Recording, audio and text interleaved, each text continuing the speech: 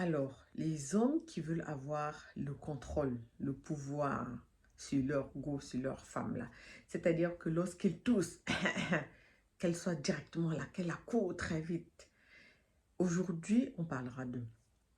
C'est-à-dire qu'il y a des hommes qui, pour eux, s'intéressent au Mongolie. Et en dehors du Mongolie, ils voudraient aussi être le chef. Ils voudraient régner, c'est-à-dire ils voudraient avoir leur femme là, dans la main et tourner comme ça. C'est-à-dire quand il dit va à gauche, elle va à droite, elle va. Comment est-ce qu'ils font pour avoir ce contrôle-là? Comment est-ce qu'ils font pour pouvoir maîtriser la vie d'une femme, pour pouvoir avoir leur femme là dans leur paume de main? Comment est-ce qu'ils font? Parce que quand le téléphone sonne, quand il appelle, directement on a couru, on va chercher le téléphone. Ou alors dès qu'un SMS vient, on va laisser la casserole là-bas. Elle va brûler. Parce qu'il faut qu'on court, parce qu'il faut qu'on réponde directement au SMS. Quand ils toussent, on est déjà là. Ça veut dire que toute votre vie est centrée sur lui. Ça veut dire toute votre attention est centrée sur lui. Tout ce qu'il fait, vous êtes là. Vous dites toujours oui à tout.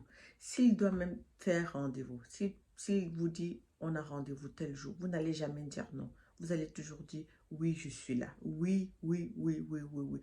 Quand vous avez même votre programme, même avec votre famille ou avec vos amis, dès que le gars il appelle, dès qu'il écrit, on se voit demain à 17h, tout de suite vous allez dire oui. Ça veut dire que tout ce que vous faites tourne vraiment autour de lui. Vous ne pouvez pas prendre vos décisions sans pour autant le mettre au centre. C'est comme ça qu'il fait pour vous posséder.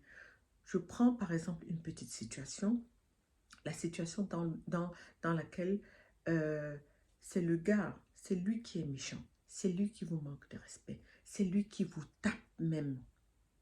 Et c'est encore lui qui vous dit, entre nous deux là, ça ne va pas fonctionner, c'est fini entre nous deux. Et vous êtes là encore à courir derrière. Ça veut dire que il joue sur votre psychologie. Il profite de ça pour vous faire peur, pour vous oppresser, pour vous piétiner. Parce que en vous faisant peur, là, il prend le dessus de tout. Là, il prend le contrôle de tout. Parce qu'il sait que lorsqu'il va faire ça, quand il va se tourner, quand il revient là, vous êtes encore là. Parce qu'il vous a fait peur, il vous déstabilise. Ou encore une situation dans laquelle le gars, il vous met entre le marteau et l'enclume. Ça veut dire que vous êtes au milieu, vous êtes incertain. Il ne vous dit pas, je ne t'aime pas. Il ne dit pas, je t'aime. Il ne vous dit rien du tout. Ça veut dire, il prend même les devants. Il fait des plans, mais c'est toujours des plans foireux. Les plans qui n'aboutissent jamais. Il vous donne même rendez-vous, il n'ira pas au rendez-vous. Alors, 1 heure ou 2 heures après le rendez-vous est annulé. Ce genre de choses, c'est-à-dire, il fait des plans, il avance, il recule, il avance, il recule. Ça veut dire, il vous met dans une situation incertaine dans laquelle vous ne savez pas exactement ce qu'il veut. Vous ne savez pas s'il veut de la relation ou s'il ne veut pas, s'il vous aime ou s'il ne vous aime pas. Vous ne savez absolument rien. Et il sait pour autant qu'en faisant ça, il aura emprise, il va vous contrôler. Quand il va aller là, il va tourner, tourner, tourner. Il va revenir, vous serez toujours au même point. Et quand il vous fait ça, après, il va vous appeler peut-être un mois après, vous dire, chérie, passe à la maison à 17h. Puis on va courir, on va aller derrière. Ou encore une autre situation dans laquelle le gars ne te dit même pas que c'est fini. Il ne dit rien du tout. Il te dit tout simplement, vraiment, je me sens plus bien dans cette relation. Je ne pense pas que ça puisse fonctionner entre nous deux. Mais ce n'est pas lui qui dit c'est fini. Il attend, il vous pousse à bout. Il veut que ce soit vous qui disiez, ok, mais vraiment, j'en peux plus, tu m'énerves, tu m'agaces, ok, c'est fini entre nous, c'est fini entre nous. C'est ça qu'il veut. Parce que quand ça vient de vous, c'est pas lui qui a dit, c'est jamais lui qui vous a dit non, je ne voudrais plus la relation. Il vous met au chaud. Il vous met au chaud. Il attend. C'est vous qui avez mis fin. C'est vous qui avez dit ok, bye bye. Et après 2 mois, il t'écrit encore. Il te dit comment tu vas, est-ce qu'on va manger ou alors est-ce qu'on se retrouve à la maison? Et c'est toujours toi qui vas aller. C'est toujours toi qui vas courir.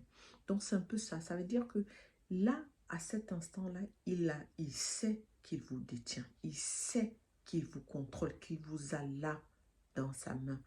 Et il peut tout faire de vous. Et ça, ce sont des choses qu'il faut arrêter. Il faut Il faut vraiment laisser ça. Il ne faut pas accepter ça. Et c'est vrai que cette influence-là, ou alors cette façon de faire, ça vient beaucoup plus de l'influence extérieure. On se dit, oui, on a déjà plus de 30 ans, on n'est pas encore marié, on n'a même pas de gars, on n'a même pas un enfant. Et voilà ta mère qui est à la maison qui dit, oh, toi, tu es ici chez moi, tu manges seulement tout ce que je mets ici. Tu vas aussi te marier quand tes copines sont déjà mariées, elles ont déjà 3 enfants. Ou alors, tu vois, toutes tes copines ont toujours ont des bagues. C'est tout ça qui influence, ça joue, c'est vrai, ça joue, mais on ne doit pas se laisser influencer. On ne doit pas se laisser influencer parce qu'en se laissant influencer, on va faire des choses qu'on va regretter demain. On va se laisser utiliser, on va se laisser martyriser par les hommes. Parce qu'on se dit non, j'ai déjà plus de 30 ans, je suis là, je n'ai pas de vie, je n'ai pas de devant, je n'ai pas de derrière. Je suis enfin tombée sur lui, peut-être c'est lui qui va m'épouser. Et dans ce cas, je fais tout ce qu'il me demande de faire. Il me dit va à gauche, je vais. Il me dit va à droite, je vais. Et tout ça, c'est tout ça. C'est tout ça qui nous amène à prendre des décisions qu'on regrette demain.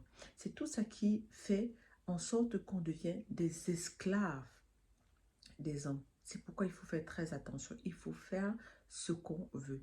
Il faut toujours faire ses choix en fonction de soi-même et non pas par rapport à l'autre. Et non pas par rapport à l'œil extérieur ou par rapport à ce que ma mère a dit ou par rapport à ce que mes copines sont.